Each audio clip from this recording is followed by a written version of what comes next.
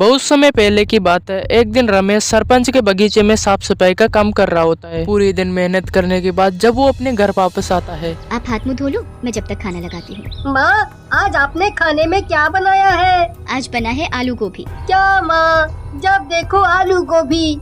मुझे तो मुर्गा खाने का बहुत मन है, पर माँ रोज रोज आलू गोभी बना देती है। ठीक है, आज ये आलू गोभी खा लो, कल मैं मुर्गा ले आऊँगा, फिर खूब पेट भर कर खाना। काफी रात हो जाती है और वो सब सो जाते हैं। तभी उनके घर में एक भूत घुस आता है। ऐसे घूम रहा होता है कि वो किसी की तलाश में है। ये इस गांव का आखिरी घर था, पर अब इस घर में भी कोई मुर्गी नहीं है। अब मैं क्या करूं? मैंने गांव के सारे मुर्गे मुर्गी तो पहले ही चुरा लिए हैं, पर वो सब मिलाकर 100 ही हुए हैं। अब 101 की गिनती पूरी करने के लिए आखिरी मुर्गा कहां से लाऊं? भूत निराश होकर घर से वापस जाने लगता है, लेकिन उसके मन में एक ख्याल आता है।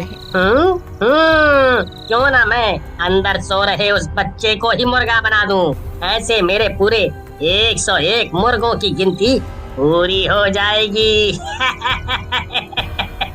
भूत राहुल को अपनी गोद में उड़ाकर ले आता है और घर से बाहर आ जाता है। राहुल इतनी गहरी नींद में होता है कि उसे पता ही नहीं चलता कि उसे किसी भूत ने उठा लिया है। भूत राहुल को एक घर में ले जाता है। उस घर के अंदर बहुत सारी मुर्गियां एक पिंजरे में बंद होती है। भूत राहुल को भी उनके पास एक गोला बनाकर लेटा देता है और भूत अपनी शक्तियों से उसे मुर्गा बना देता है।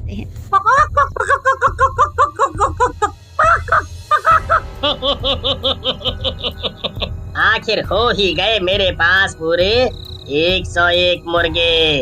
अब मैं कल से इनको गांव वालों को खिलाऊंगा, और जिस दिन ये सारे मुर्गे खत्म हो जाएंगे उस दिन मैं इस दुनिया का सबसे शक्तिशाली भूत बन जाऊंगा।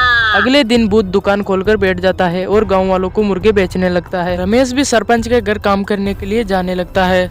मैं जा रहा हूँ, शाम को आते वक्त राहुल के लिए मुर्गा लेता आऊंगा। जी ठीक है। रमेश काम पे चला जाता है और कमला अपने घरों के काम में लग जाती है। किसी को भी इस बात का एहसास नहीं होता कि राहुल को भूत ने उठा लिया है। जरा इस राहुल को जाकर उठाना तो। दिन चढ़ाया है पर ये लड़का अभी तक सो रहा है। नहीं माँ, मैं जब उठी तब वो अपने बिस्तर पर था ही नहीं। वो जरूर अपने दोस्तों के साथ खेलने गया। आप उसे कुछ कहते नहीं हो ना? अब मैं क्या करूँ, ये सुनता भी तो नहीं।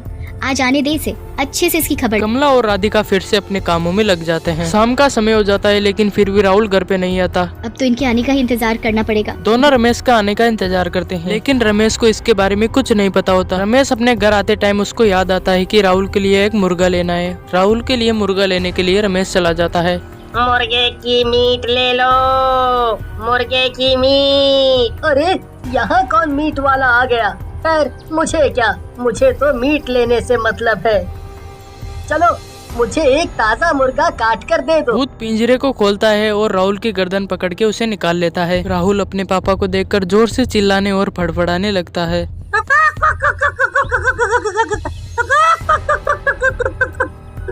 रमेश को कुछ अलग सा महसूस होता है और उस मुर्गे को वह कटवाता नहीं है और अपने घर ले आता है। आप इसे काटो मत, मैं इसे घर जाकर खुद काट लूँगा।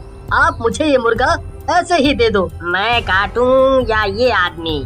मुझे तो इन सब मुर्गों की मीट इन गांव वालों को खिलाने से मतलब है। क्या हुआ भाई साहब, मुर्गा नहीं देना क्या? जी जरूर देना है भाई साहब। आप ये मुर्गा पकड़ो और घर जाकर ताज़ा ताज़ा काट कर खाना। रमेश अपने घर आ जाता है और कमला और राधिका का ऐसा हाल देखकर पूछता है, क्या हुआ तुम दोनों को, रो क्यों रहे हो? राधिका सारी बात अपने पापा को बता देती है। हे भगवान, ये कैसे हो गया? राहुल ऐसे कैसे गायब हो सकता है? अभी कुछ दिनों से मैं हमारे गांव में मुर्गे मुर्गी चोरी होने की बातें सुन रहा था, पर आज तो हमारा बच्चा ही गायब हो गया। राहुल के घर वाले बहुत ढूंढते हैं, लेकिन वो नहीं मिलता। ऐसे ही कुछ दिन गुजर जाते हैं। भूत के सारे मुर्गे बिक जाते हैं, लेकिन उसे वह शक्ति नहीं मिलती। कुछ तो गड़बड़ है। मैंने तो पूरे 101 मुर्गों की बलि देकर लोगों का उनका मीट खिलाया है, फिर मुझ पे वो शक्ति क्यों नहीं आ रही? आखिर कहाँ कमी रह गई? कहीं वो बच्चा जिसे मैंने मुर्गा बनाया था वो अभी तक जिंदा तो नहीं? कहीं ऐसा तो नहीं कि उस आदमी ने उसे मारा ही ना हो? आज अमावस की रात है। मुझे उस मुर्गे को रात 12 बजे से पहले ढूंढना होगा। वरना वो अपने असली रूप में आ जाएगा और मेरी सारी मेहनत बर्बाद हो जाएगी। भूत राहुल को ढूंढने में लग जाता है। काफी देर बाद में राहुल भूत को मिल जाता है। रमेश भूत को देखकर डर जाता है। तूने इस मुर्गे को क्यों नहीं मारा? तेरी वजह से मेरी सारी मेहनत बर्बाद होने वाली थी। इस मुर्गे को छोड़ दो, ये हमारा है। कभी नहीं, कभी नहीं। तभी मुर्गा वहाँ से भाग जाता है और भूत को बहुत ज्यादा परेशान करता है। भूत राहुल को पकड़ने की बहुत कोशिश करता है, लेकिन राहुल भूत के पकड़ में नहीं आता। तभी रात के 12 बज जाते हैं और राहुल अपने असली रूप में आ जाता है और अपने पिता को पूरी सच बात बता देता है। और तभी भूत गायब हो जाता है और वो खुशी खुशी वहाँ पर रहने लगते हैं।